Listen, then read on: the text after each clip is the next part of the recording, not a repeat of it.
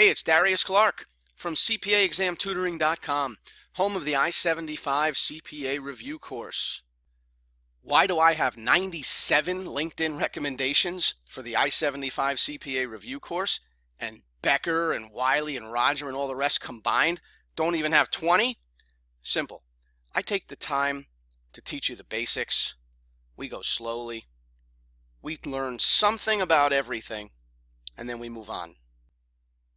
All right, let's take a look at the 2019 1040. Now, the first thing I want to tell you is that there's not very many changes from 2018 to 2019. Very few, if any. The big change was from 2017 to 2018. So now we're well into the Tax Cuts and Jobs Act, and the 2019 return is set up pretty much exactly like the 2018 return. So the first page has really all the important information on it, including, of course, the taxpayers' names, social security numbers, which are made up here. The filing status, in this case married filing jointly, you can see it checked up at the very top, the checkbox, married filing jointly. That just means husband and wife are filing one tax return. And the other way that a married couple is permitted to file is separately, but most married couples save tax by filing jointly. The other thing you can see in the middle of this page one are the dependents, the children. And you can see that there's 4 children, 2 of which are eligible for the child tax credit. Those would be the youngest 2. And then the older 2 are eligible for what's called credit for other dependents. Having children provides tax credits, and the younger the children, the better the tax credit. If your children are under 17 by the end of the tax year, they actually provide you a $2,000 credit each. So you can see that Glenn and Tatum, the 2 youngest children, have the boxes checked where it says child tax credit, and those are $2,000 tax credits each.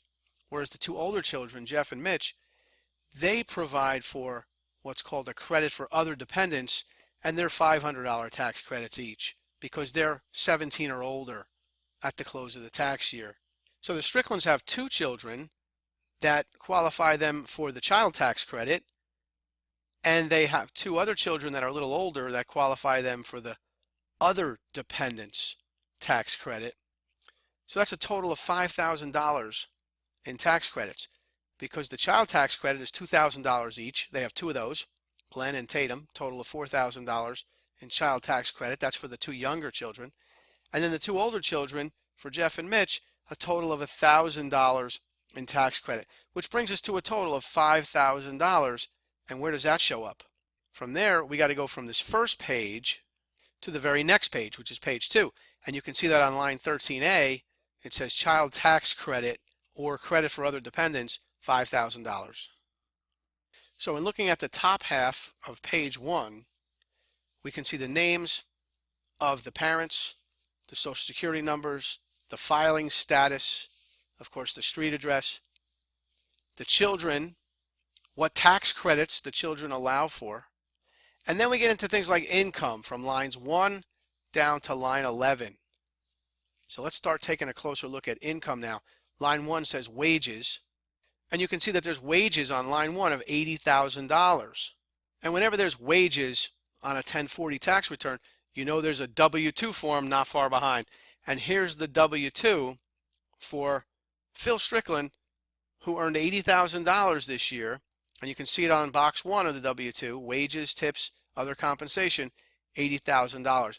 And there's a lot of information on this W-2 that's going to relate back to the 1040, and we're going to take a look at all of that right now. Box 2 of the W-2 form says federal income tax withheld, $8,110, and that's going to be important to the Stricklands because this is tax that they've paid in already. So they'll get credit for this before they have to either pay more tax at the end of this return or maybe get a refund. This $8,110 has already been paid in. Let's see where it shows up on the 1040. So we're back on page 1 now, and we see the $80,000 wages on line 1, and now we know that's from Phil's W-2 form. But where's the federal income tax withheld of $8,110? Doesn't look like it's on page 1, so we'll look at page 2 now, and on line 17 of page 2 it says federal income tax withheld from form W-2, and there's the 8,110. And that's like a tax credit also. That 8,110 has already been paid in taxes. It serves like a tax credit. So does that line 13A, that child tax credit or credit for other dependents. They get credit simply for having children, but this credit on line 17 is tax credit for having already paid in federal income tax.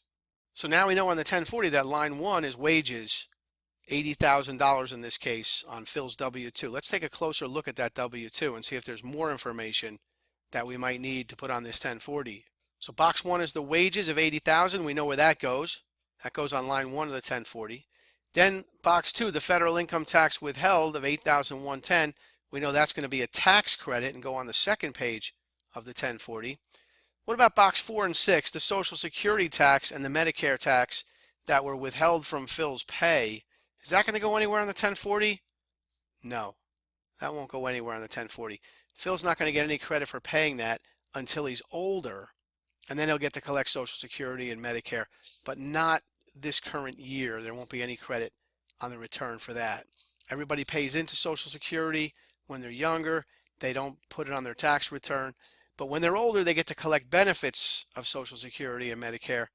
But for now, nothing will really happen. So nothing to report on lines 4 and 6. What about further down where it says state income tax, $2,830, and local income tax on line 19, $2,000. So see box 17 and 19, $2,830 and $2,000. That's state and local income tax withheld. Where does that go on the federal income tax return? That's going to go to Schedule A, Itemized Deductions. So here's Schedule A, and right on line 5, it says state and local taxes. And 5A says state and local income taxes or sales tax. So whichever one is greater, you could put down the state and local income taxes withheld. And for the Stricklands, that was Phil's W-2 of $4,830. Or if they would have paid sales tax that they told you on the exam was higher than that, then you'd go with the sales tax. But usually the income tax is what people would put here, as long as you live in a state that has a state income tax. And for the Stricklands, they live in New York, so they do have a state income tax. But keep in mind, if they lived in Florida or Nevada or some of the states like Texas that don't have a state income tax, then they would be able to deduct the sales tax instead of the income tax right here on Schedule A, Itemized Deductions. So now we've really covered this W-2 and we've taken everything we needed off this W-2 and put it on the appropriate spot on the 1040. Now let's go back to the 1040 and we looked at line 1, which is the wages, and let's look down a little further to line 7B where it says this is your total income, $164,297. So the family's total income between Phil and Shelley Strickland is $164,297, and much of that comes from Phil's W-2. So about half of the family income there comes from Phil's W-2.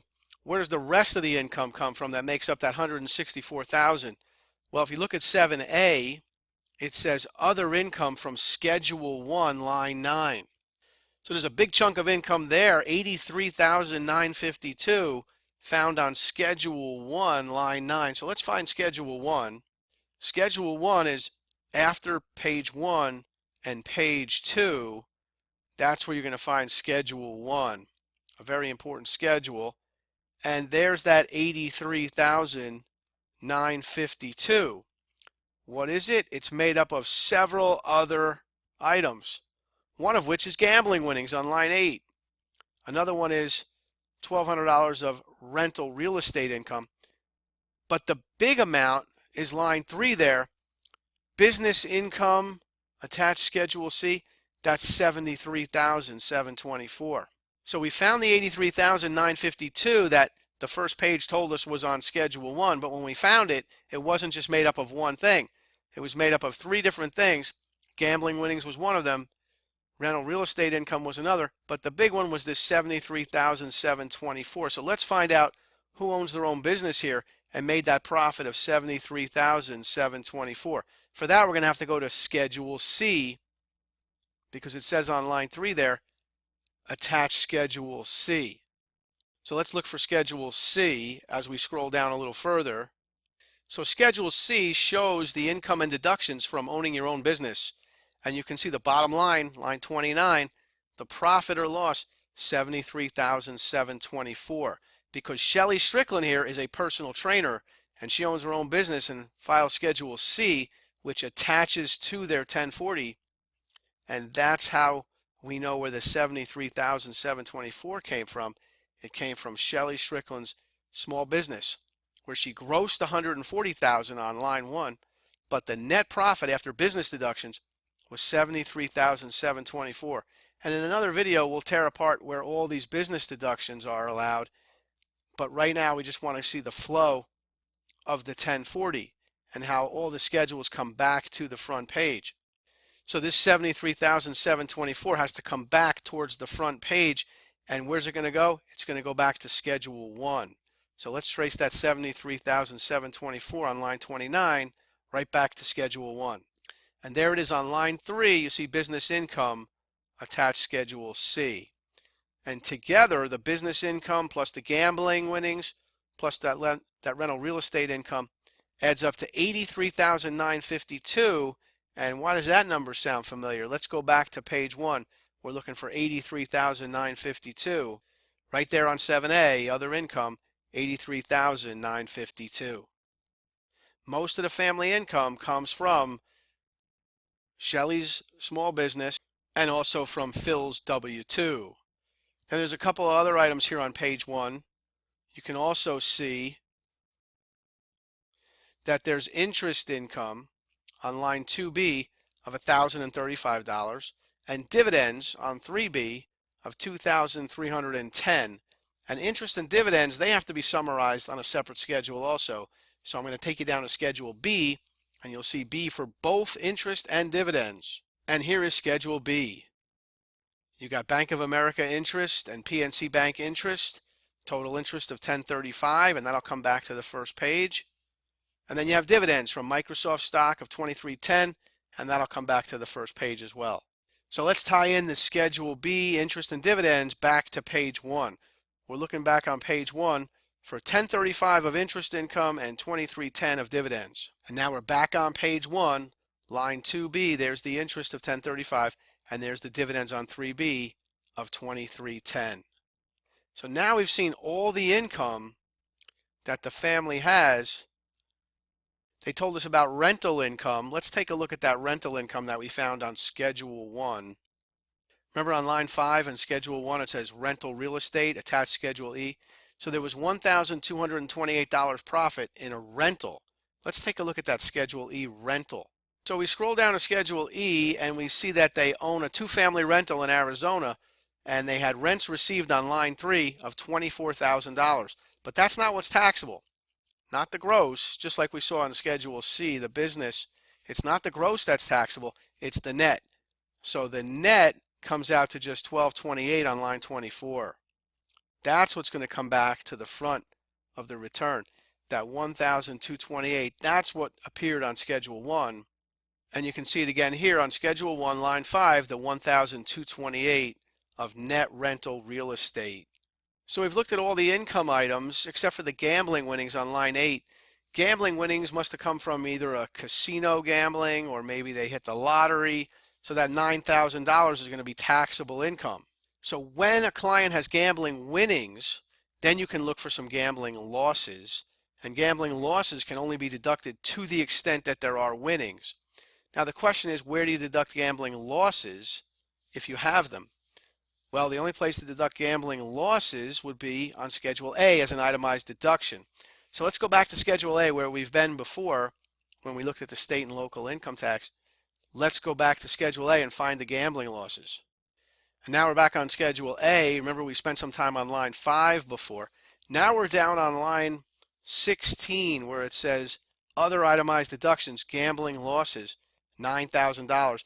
And it's possible that they lost a lot more than that gambling, but they're only allowed to deduct up to what they won, and the winnings were only $9,000, so they can only deduct $9,000 of gambling losses. So we just want to do an overview of a 1040 here, and we can see that all the income We looked at where it came from and how it ties back into the front of the return. What I want you to see on line 7B is that the total income is $164,297. They call that total income. But that's not the same as AGI. Adjusted gross income is actually on line 8B. And the AGI on 8B is $121,888. So the question is, how did you go from total income of $164,000 down to AGI of $121,000? They certainly don't explain that on page 1, right? You see the amounts are very different. Total income 164, AGI 121. How did it all change? For that, we got to go back to Schedule 1. Now we're down to Part 2 on Schedule 1, starting on line 10 all the way down to line 22. This is where we would subtract from gross income to arrive at AGI. These are the adjustments to arrive at AGI. Things like educator expenses on line 10, health savings account deduction on line 12, the deductible part of what's called the self-employment tax on line 14. And there's going to be a video where we're going to go over all of these. I just want to show you that the reason why the total income and the AGI are not the same is because if you have these, you can deduct them to arrive at AGI. Some of the more popular ones that you might have heard of would be the IRA deduction on line 19 and the student loan interest deduction on line 20. So if you total all these up, you can see they have $42,409, and that's going to come back to the first page. So let's follow that $42,409. And there it is on line 8. $42,409 is subtracted from the total income to arrive at the AGI, which is $121,888. And AGI is a very important subtotal. Most subtotals don't really mean that much in life, but AGI is a tremendously important subtotal when it comes to taxes, because a lot of what you can deduct is based on AGI. So let's review. We have on 7B total income, and that's $164,297. And then we subtract what's on 8A, $42,409, and that's what we deduct to arrive at AGI from Schedule 1, the thing like the IRA deduction and the student loan interest. Now we're down to $121,888. That's our AGI. But then we're not done, because we're now going to subtract the greater of the standard deduction or the itemized deduction. And you can see that the itemized deduction is $29,991 from Schedule A. The standard deduction is only about $24,400. So the itemized deductions are a little higher than the standard. Let's go back to Schedule A and look at the total itemized deductions and see if they're not $29,991. Yep, there they are, $29,991 on line 17, and that includes the state and local income tax and the gambling losses and some of these others that we haven't gone over yet. But total itemized deductions comes back to the first page. And line 9, that $29,991, is going to have either the total itemized deductions or the standard deduction, whichever is greater. Now, a lot of Americans won't itemize because the standard deduction has gone up quite a bit in the last 2 years since they came in with the Tax Cuts and Jobs Act. The standard deduction for a married couple is now over $24,000, $24,400. So you'd have to have quite a bit of itemized deductions in order to not take the standard deduction. But you see, they have $29,991, so they'll take that as an additional deduction to get down to taxable income. So what started out as $164 and then became $121 of AGI is eventually down to $79,948 of taxable income, and a big reason for it is the itemized deductions of $29,991. Itemized deductions that we didn't mention yet would include things like home mortgage interest on line 8. See the $9,659? So that would be another itemized deduction. Also charitable contributions on line 11. So you get all those itemized deductions into a big pile, and that adds up to $29,991. Then you compare it to the standard deduction, and whichever one's greater, you're going to show on line 9. In this case, $29,991 itemized deductions. And from here, you can look at line 10, where it says qualified business income deduction. The QBI deduction is for people who own their own business, rental real estate, or a Schedule C, Well, we have two of those here because Shelley Strickland has the Schedule C business, and then together they have that Schedule E rental. So both of which qualify for the qualified business income deduction, which together adds up to $11,949 of additional deduction, where they can bring down the income even lower. So by the time they get to taxable income, it's only $79,948. So notice where the QBI deduction comes in. It comes in after you already know what the AGI is. Then you subtract the itemized or standard, and then you subtract the QBI deduction. So on the CPA exam, they're probably not going to ask you to calculate the QBI deduction, but you've got to know something about it. You got to know where it's deducted. It's not deducted to arrive at AGI. It's deducted from AGI to get down to taxable income. So the point of this video is to show you, among other things, that what starts out as total income of $164,297 becomes AGI of $121,888 and taxable income of $79,948. So that's what you're going to ultimately pay tax on here, is $79,948. And then the tax on that, you can see on page 2, is $9,107, and that's how much tax is owed on that amount of income. And then you look for tax credits. We got some tax credits here. You can see that there's the child tax credit on line 13 and the credit for other dependents. That was one of the first things we did. That's $5,000. And then there was federal income tax withheld on line 17 of $81.10. Then there's some more tax credits because on 18C, you can see there's the American Opportunity Credit. That's for having kids in college. And then there's more tax credit on Schedule 3. Let's see what we got there. Well, here you can see that on line 8, they paid estimated tax of $2,000. That's probably Shelley Strickland, who knew she was going to owe some tax by being self-employed. She paid in some estimated tax.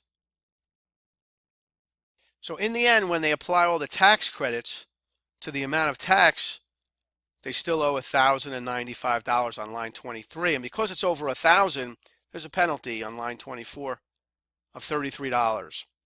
If you owed less than $1,000, there wouldn't be any penalty. But because they owe a little more than $1,000, there's going to be a small penalty. Now make sure that you see the difference between a tax credit and a tax deduction.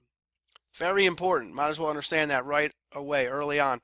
A tax credit is a dollar for dollar reduction of the final tax owed, right? The tax on line 12 up here is $91.07. Everything that says credit next to it reduces that $91.07 figure. You'd much rather have a tax credit than even a tax deduction. While deductions are good, credits are even better because credit reduces the tax dollar for dollar, whereas a deduction is good, but the best a deduction can do is reduce your income. But the tax credit reduces the tax. If you remember when we were on Schedule 1, Part 2, and we looked at the IRA deduction and the student loan interest deduction, these were deductions. These reduced income, made income lower. And as income goes lower, yeah, you'll pay less tax. And deductions are good, but tax credits are even better because a credit reduces your tax dollar for dollar and might even result in a tax refund, and we'll get into that at a later time. So here I just wanted to get you familiar with an overview of the 2019 tax return.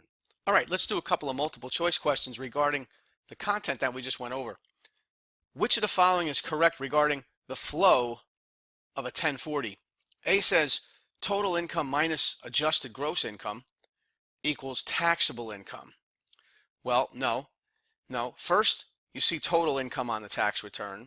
Then you subtract adjustments, and that gets you adjusted gross income. Remember, total income on line 7B minus adjustments on line 8A give you adjusted gross income. But you never subtract adjusted gross income from total income. B says total income minus adjustments equals adjusted gross income. Yes, letter B is good. C says total income minus taxable income equals adjusted gross income. No. Total income minus adjustments equals adjusted gross income, and then minus itemized deductions or standard deduction will give you your taxable income. So B says it right so far. What about D? Total income minus itemized deductions equals adjusted gross income. No. So notice on 7B, it's the total income of 164 minus the adjustments of 42 equals adjusted gross income of 121. And then you go ahead and subtract the standard deduction or the itemized deduction, whichever is greater, and that'll bring you down to taxable income. And of course, there's a qualified business income deduction for some people who have a business, but if you don't have a business, then you won't have the qualified business income deduction anyway. So the best answer is B. So regarding the flow of a 1040, total income minus adjustments equals adjusted gross income. Then your next step would be to compare the greater of the itemized deductions versus the standard. And if the itemized deductions are greater, you would subtract itemized deductions, and that'll bring you down to taxable income unless there's a QBI deduction. And then you would take that QBI deduction off first, and then you would get to taxable income. So the answer is B. Total income minus adjustments equals AGI. And some of these adjustments that we mentioned were the IRA deduction, the student loan interest paid. All right, how about this question? A taxpayer like the Stricklands, who are married filing jointly, are most likely to deduct what? A says total itemized deductions as well as the standard deduction. No, you're not going to get both. B, the greater of the total itemized deductions versus the standard. Yes. C says the lesser of the total itemized deductions versus the standard. No, it's the greater of total itemized deductions versus the standard deduction. Now for the Stricklands on this return, they had more itemized deductions than the standard. The standard for a married filing jointly is about $24,000. It's actually over $24,000. $24,400 for 2019, goes up a little every year, so you don't have to memorize that. But just know that it's over $24,000 for a standard deduction for married filing jointly, so that most people really don't itemize anymore as a result of the Tax Cuts and Jobs Act, because the standard deduction is so much higher than it was prior to the Tax Cuts and Jobs Act. So of course you get the greater of the itemized deductions versus the standard, and for most people the standard will now be more than the itemized. But the Stricklands happen to have more itemized deductions than the standard, and I worked that out purposely in this example to show you that the itemized deductions, when they can come out higher than the standard, you get to take more of a deduction. So if we look back at Schedule A, itemized deductions, you can see that the total of all of these itemized deductions add up to $29,991, and that's clearly higher than $24,400, and that's why the Stricklands get to itemize this year. In a different video, we'll go over all the itemized deductions, including things like medical and dental, the state and local taxes we looked at a little bit today.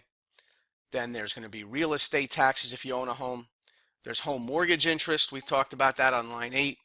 There's charitable contributions on line 11.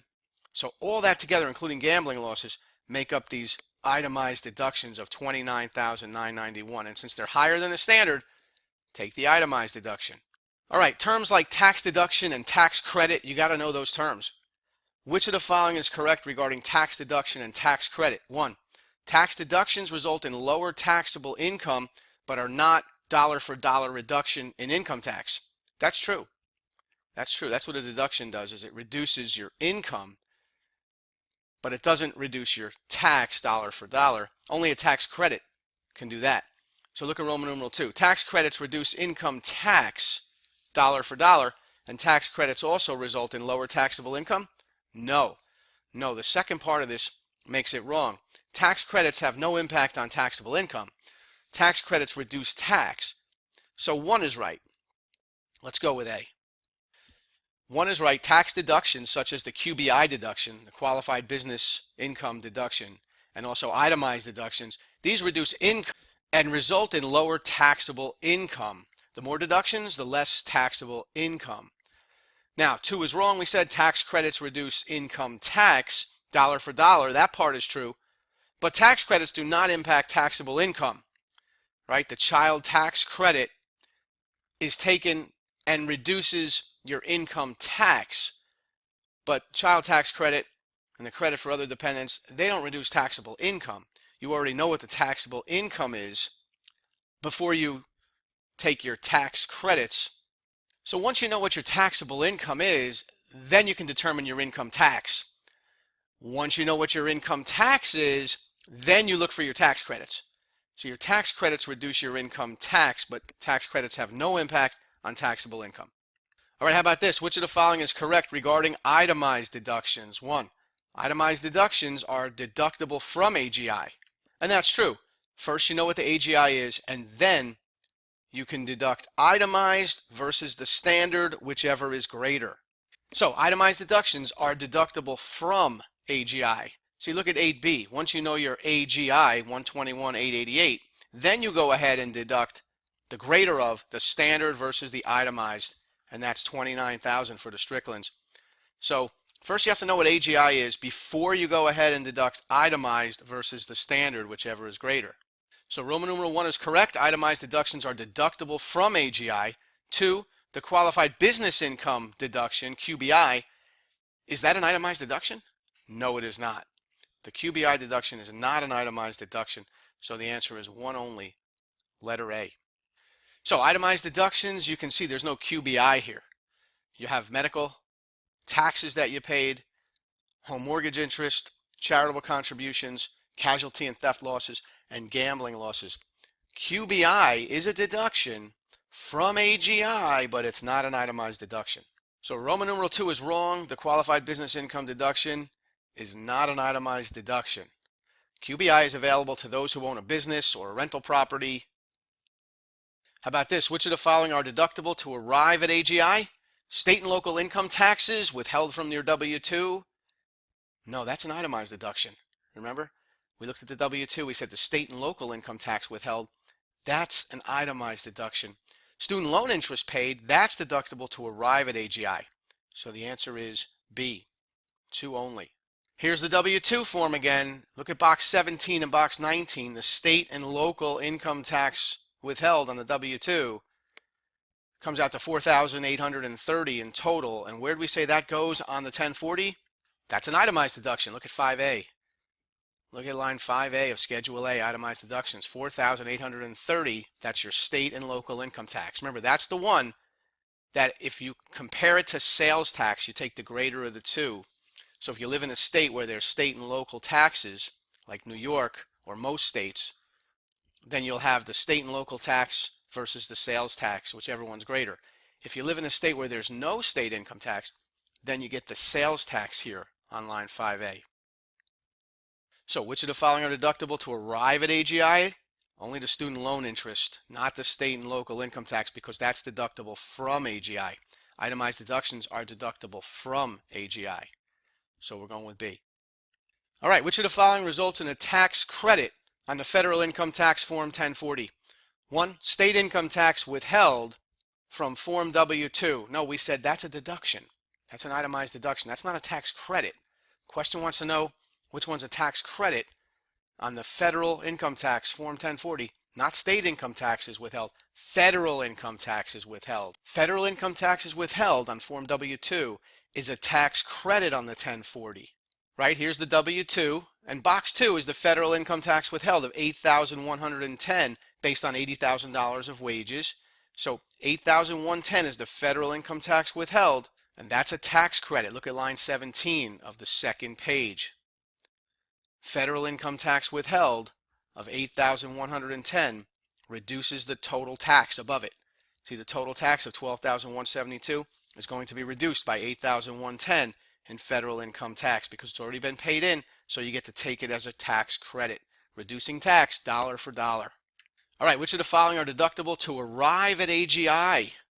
Qualified business income deduction, the QBI. No, that's not deductible to arrive at AGI. You got to know the AGI first. Then the QBI deduction is taken. 2, Social Security tax and Medicare withheld on Form W-2. No, that's not a deduction. That's not a credit. You don't get anything in the current year for what you pay into Social Security and Medicare. That helps you when you're older, but not now. So the answer is neither. Letter D. So looking again at the W-2 form, the Social Security on box 4 and the Medicare in box 6, that's not going to go anywhere on the 1040. The only thing that's going to do is come out of your paycheck, go into Social Security with your name on it so that you get credit for it when you're older. You don't get anything for it this year on the tax return. All right, which of the following results in a tax credit, not a tax deduction on federal Form 1040?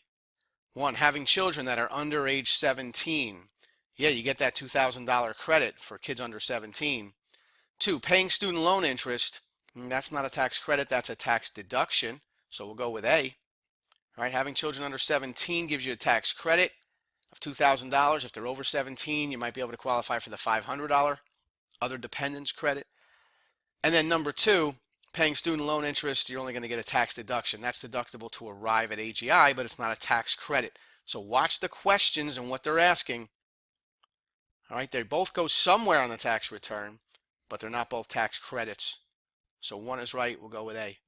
All right, the deductions for student loan interest and IRA contributions would be shown on what schedule of the 1040? Where you're going to find the deductions for student loan interest and IRA contributions. Well, those are deductible to arrive at AGI, but they show up on a specific schedule now as a result of the Tax Cuts and Jobs Act. So they can ask you that, and that's going to be Schedule 1. And here's Schedule 1, and you can see that the bottom half of Schedule 1, Part 2, has to do with these deductions to arrive at AGI, including the IRA deduction on line 19 and the student loan interest on line 20. All right, other income such as gambling winnings are reported on which of the following 1040 schedules? Well, other income such as gambling winnings are reported on a specific place, and believe it or not, it would also be Schedule 1. So letter C is correct, because the top of Schedule 1 involves income, and the bottom of Schedule 1, deductions to arrive at AGI. So here we are back at Schedule 1, and you can see on line 8 of Schedule 1, it says other income, gambling winnings, and that's where gambling winnings would be reported on the 1040 on Schedule 1. And then the bottom part of Schedule 1 would have to do with deductions to arrive at AGI. So the top of Schedule 1 has income items, the bottom of Schedule 1 has deductions to arrive at AGI.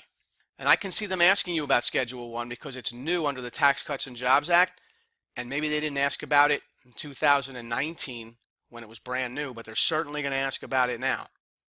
Interest and dividend income are both reported on what schedule on the 1040? And the answer is Schedule B. Interest and dividend income have both been on Schedule B for as long as I can remember. Here's Schedule B, and you can see the interest income at the top and the dividends at the bottom. They share Schedule B, interest and dividend income. All right, itemized deductions are reported on what schedule of 1040? Schedule A, right? We've been looking at that quite a bit. Schedule A, itemized deductions. And you only take that if the total itemized exceeds the standard. So yes, you need to know certain schedules and their name, like Schedule A, itemized deductions, Schedule B, interest and dividend income, Schedule 1, where the top half is income and then the bottom half is deductions to arrive at AGI. Now, everything we did today is going to come up again in another video, in a different video, where we're going to take a deeper dive into it. Today, all we wanted to do is an overview of the 2019 1040. Hey, it's Darius, and if your CPA exam journey has been a bit bumpy, maybe you're on the wrong road. Go to CPAexamtutoring.com today and take I-75 to your next pass. Now with 97 LinkedIn reviews and recommendations. What do these folks know that others don't? Hit them up. Ask them.